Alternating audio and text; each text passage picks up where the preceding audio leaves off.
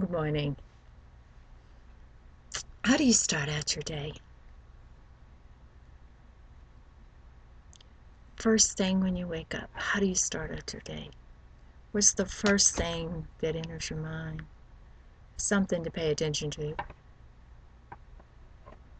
It could tell you a lot about how the rest of the day is going to go. There are different stages of sleep, as I'm sure you know. We flounder around in our beds and finally get to sleep.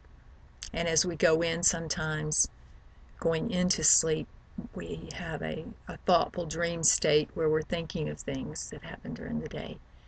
And the Native Americans used to use the time before sleep to dream their next day, they said. Some say. Then after that, you go into, hopefully, a very deep, restful sleep where the body is healed, you're energized and ready for the next day. It's sort of a restoration process. The mind erases all the unneeded things. It's like a reset button on the computer. It clears out anything that it is not necessary to use.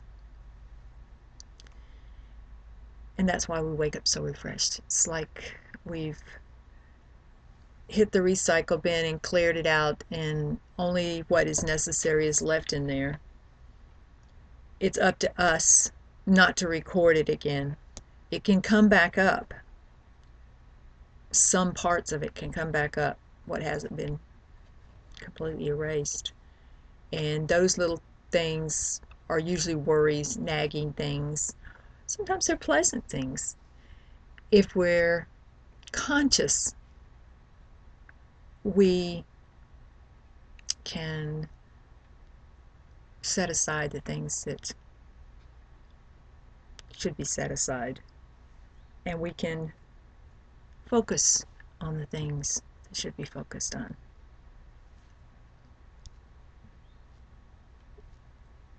When you wake up, you're starting to wake up. There's where your dream comes. When we go in and out of the deep sleep is where our dreams are. The more vivid ones seem to be as you're coming out and beginning to wake up. Some of us practice lucid dreaming, and that's quite fascinating. I'm sure you can find a lot about it on the web. Today, what we're going to talk about is past the dreaming state, just when you're literally awake, but the mind hasn't had time to rush in completely. You're awake, and those first thoughts that are coming in, maybe if you've gotten the habit of training yourself, gotten the habit of doing it this way. My way is, I generally, if I have had a dream, I think about that dream. What is it trying to tell me? Is it trying to tell me anything, or is it just taking out the garbage? Or is it just the mind playing and having fun? And quite often that's what I do at that point. I go, I wonder what that dream meant. Why did it appear like that? I didn't seem to be able to control, I wasn't lucid enough to control what was going on there. And when I say control, I'm not talking about I want it to happen this way. This is a fascinating thing about lucid dreaming. Um, you find you don't really have to say, I want to dream about this. You simply have to realize, I don't want to dream about this. I don't want to think that negative thought. And it's a good cue to find out how you work in life, where you are at ignoring the nagging thoughts. Quite often in a dream, something negative, very negative, could start to happen. And you can simply just no, and it's gone. It's just that simple. No. And you don't even have to say no, it's a thought. There's usually not a verbal communication going on. There's all the verbal is going on in the head in a dream. And that's another fascinating learning point, is to realize all the communication goes on in the head when you're awake or you're asleep. It's a totally different experience when you start letting the words out. You begin to notice, I didn't think those 4 words before I said them. They just came out. And then you begin to realize the mind doesn't always control what comes out. Sometimes something else does. I think it's very important not to put a label on this, because once we label something, we limit it. But there is that time that we're tempted to label things. And that's another catching your thoughts, catching your actions. So here we are. Let's get back on the subject. I can get off track real quick, can't I? When you're waking up and you're in that halfway state of being awake and being asleep, it's a very comfortable state. You either turn over and you go back to sleep. You make a decision to turn over. You make a decision, I need a drink of water. Oh, I need to go to the bathroom. You're conscious, but hopefully not a lot has come in. And you take that time right there and you can make some fantastic discoveries about where you are, how your mind is working, how to deal with what comes up in your mind. Like I said, I usually, if I have a dream I remember, I go back to that and I question, does this have anything to say? If I know I have something going on during the day and there's something that needs to be worked out there, or done, then I can think about it then. And you get much more clear answers there because your brain hasn't started running in so fast. It's not completely your brain. It's still a lot in that quiet place.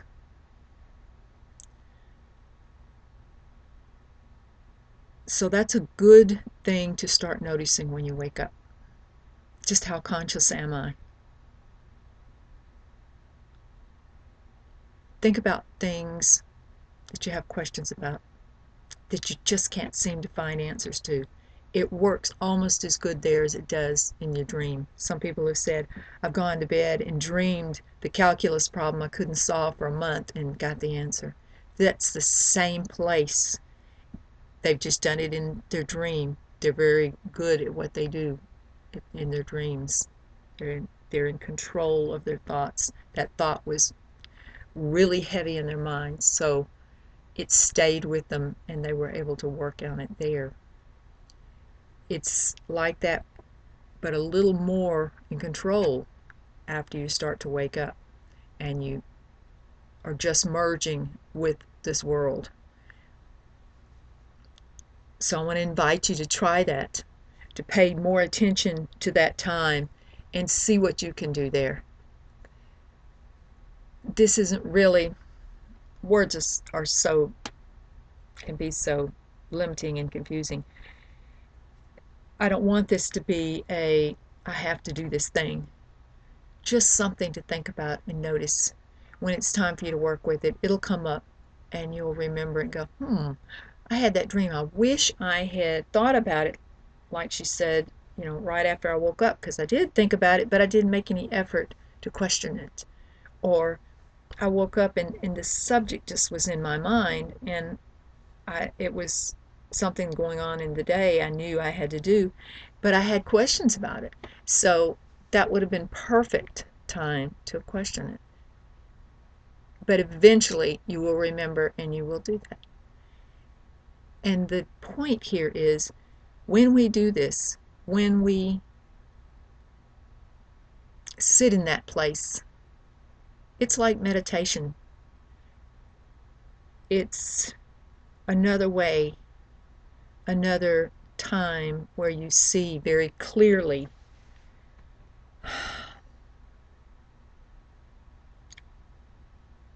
that part of yourself that is clear, limitless, and open.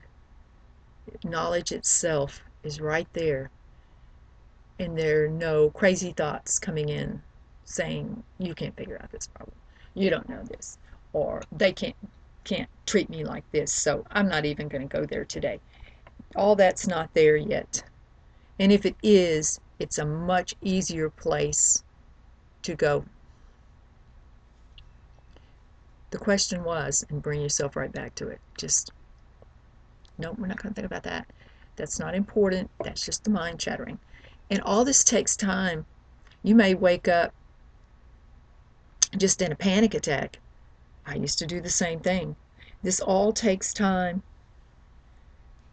Don't feel bad if you can't wake up and even think a straight thought. It takes time. And when it's time for you to do it, it'll happen. And if you never do it, then you're not supposed to do it. Okay? It's just something I wanted to share because it was very helpful in my growth. Still helpful. I still use it. I won't say I do it every morning, but if I have a dream, I definitely do it. If I have something going on that needs to be resolved, I definitely use this time to do it. You'll also find that it sets your day. It sets you to that peaceful self, that quiet place. And then once you get on up, you can go to your spot that you may have a spot, you may not. You may have it in the car on your way to work, but be careful driving and meditating, because this kind of contemplation is very much like a meditation. It's a type of meditation, contemplation, and you don't want to get in la la land and not pay attention to what's going around you. But first thing in the morning, once I am conscious and up and walking around, I do something similar. I come in here usually, and it's quiet, the sun's starting to come up, and I just sit gazing out the window, listening to the birds, being with life, being grateful for life, not really dancing with the thought so much as just that that that silent peace and joy, just letting the day begin. And once again, if I have things I'm questioning, things I'm working on, or maybe someone's asked me something and they're having difficulty with something, that's the time to work with it. And when I say work with it, I don't mean you sit there and, oh my God, what's the answer? You just simply state to yourself the question. And sometimes, most of the times, I write it. I'll sit there and write, talking to myself, literally, talking to all that is. You know, I don't, this is an example. I don't understand this. It's worrying me. Did I worry? Why do I worry when I know all that is all there is? And I write that down. And in no time, the answers just start coming through the pencil or the pen. And they just come. They're just there. And it starts the day out for me in staying in that space. I may have worked on it that morning in my mind, something, and I usually get up conscious of everything. Yet I may have a mantra I'm saying as I wake up. I may have a gratitude prayer going on as I wake up. I may have someone on my mind, and being grateful for their lives turning out well, whatever. And then I come in here, like I say, and I write or just sit and be for a while. I don't have to sit here and om and do mantras, but I have been known to do that. I just let it come as it comes. That's the most important thing I can tell you, is letting it just come. Now, some of us, and I was included, have to start with a stricter thing, doing mantras hundreds a day, doing them before you get out of bed, doing it when you do everything, doing a different mantra for everything until we get that mind quiet. Everyone is different. There's nothing wrong with that. Everyone has a different way of doing it. I did pujas for years, hours and hours of pujas, Chandipat, hours, until I was so weak I couldn't walk because I wasn't exercising. I was doing nothing but that. But the peace it brought when it finally hit that what I was doing to myself.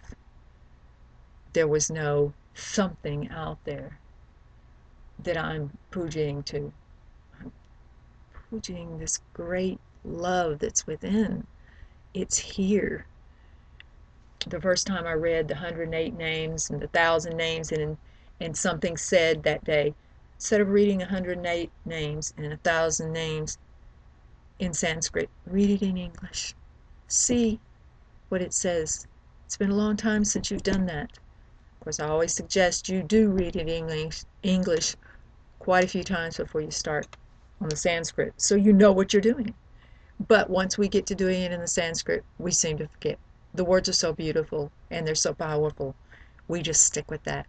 And then there comes that soft voice that says, I want you to do it in English today. I want you to do it in your language so you know what you're reading about, what it's saying. And if you do that every once in a while, you begin to see, oh, that sounds just like me. Wow.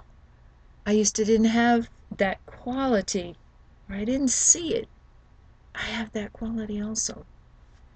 And you go through them, and eventually you will get to the point where you're going to get to the 1,000 names of whomever you're reading, and wow, I may not hit the mark, but something in me knows that I am all those names. That is me. And that great time when it hits you, then you know your mind is finally pulling back a little. It's finally opening the curtain to the possibility of that limited self. And this takes time. It really does. I know there's people out there just cut my head off and get this done. And that's wonderful. It would be great if we could do this. I remember when I told my teacher, I just want you to cut my head off. I've had it. I've fought with myself, and I just can't seem to get it together. And his answer shocked me. He said, first, mine. What? First yours? Oh, I thought you were this great person, and you had it together, and I don't understand.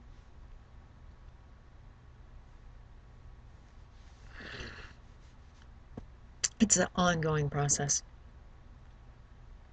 At times, it seems like it will take forever. And to cut off your head immediately, you might get it at that point. You might see, wow, flash, you've got it, but you won't be able to hold it. Very few can, because you haven't worked on all the trash. You haven't gotten all the trash out. So that wonderful feeling is going to slip on all the slime. And because you just listened to that voice. that said, oh, how in the world can I be that way? I'm just little old me. Or whatever your mind says. Maybe your mind comes in and says, oh, God, I knew it was God all the time and had all the answers. Slam, your face goes down in the dirt. you know, and that's okay too. That's how we learn. Our greatest lessons that we hold on to and don't forget are very painful. And that happens because we have been fighting this lesson over and over, whether we realize it or not. And we just didn't get it. And finally, it's like the world just has to go whack. I don't want to hear that anymore. This is not you. And it settles it. I think the big thing I want to get across today is staying in that wonderful, joyous silence. When we fall back to the original self, and I say fall back because I feel like when I was experiencing that, I kept stepping back another step. No, wait a minute. That one has thoughts about things. No, that's not the one. That one. And once I got back far enough and saw the whole thing and found that part of the self that was observing, didn't really matter what happened. You could almost say it didn't care. There was no anything there. It was just pure observance, pure being. And it wasn't really observing, it wasn't really seeing, it just was. It's as if that passes through the brain so that you can put it into words and observe it. The more we sit with that original self, that root self, that source, the less we try to control, as in lucid dreaming, the less we try to help, as in saving the whole world, the less we try to fight what comes, and the more we realize everything is happening not necessarily for a reason. We may not see it. Maybe for a reason. What does it matter? It's happening. Just flow through it. Let it bloom. And if you're resting in that source, everything happens naturally, and it's not the the painful way it would have been otherwise.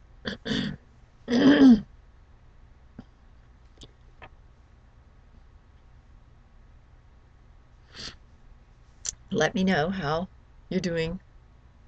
I love hearing from everybody. If you have any questions, you can post it under the video and we'll chat. Love to you all. You are love itself. You are that source. You are that peace, that silence, that emptiness, that joy. Hold on to that.